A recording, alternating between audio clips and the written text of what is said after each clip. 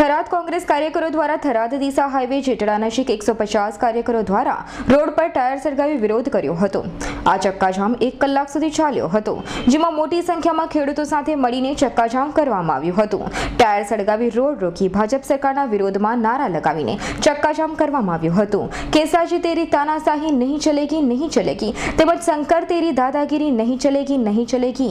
ખેડૂતોને પોષણ ભાવ આપો, ખેડૂતોના દેવા માફ કરો, ખેડૂતો પર થતો અત્યાચાર બંધ કરો ના સૂત્રોચ્ચાર બોલીને ચક્કાજામ કરવામાં આવ્યો હતો। થરાદ ડીસા હાઈવે વાહનોની કતારોથી ઉભરાયો હતો, જેમાં પોલીસ મોડી પહોંચતા સરકારી બસો તેમજ પ્રાઇવેટ વાહનોની કતારો થવા લાગી હતી। પોલીસે 1 કલાક બાદ આવતા થરાદ ડીસા હાઈવે ચક્કાજામ કરી નાખ્યો હતો। પ્રમુખ આંબાભાઈ સોલંકી તેમજ સરદારસિંહ વાઘેલા તેમજ પ્રધાનજી ઠાકર અને અન્ય કોંગ્રેસ કાર્યકર્તાઓની અટકાયત કરવામાં આવી હતી।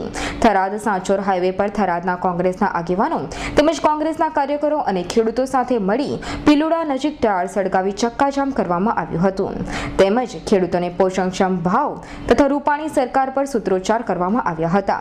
પોલીસે ઘટના સ્થળે પહોંચી કોંગ્રેસી કાર્યકર્તાઓની અટકાયત કરી હતી। થરાદના ધાનેરા રોડ પર કોંગ્રેસ કાર્યકરો તેમજ કોંગ્રેસના આગેવાનો અને ખેડૂતોએ સાથે મળી ભોરડુ ગામના પાટિયા પાસે ટાયર સળગાવી સરકારના વિરુદ્ધ સૂત્રોચ્ચાર કર્યા હતા।